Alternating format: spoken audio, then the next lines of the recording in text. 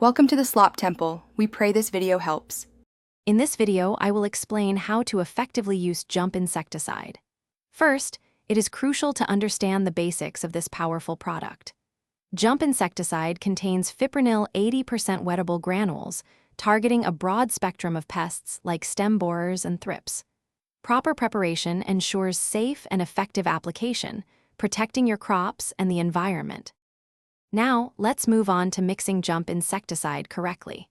For most applications, a general recommendation is to mix about 0.3 grams of the product with 1 liter of water. For larger areas, consider 40 to 60 grams per acre with 200 liters of water. Always ensure the solution is well stirred for consistent coverage and optimal pest control. When applying jump insecticide, precision is key for effective pest control.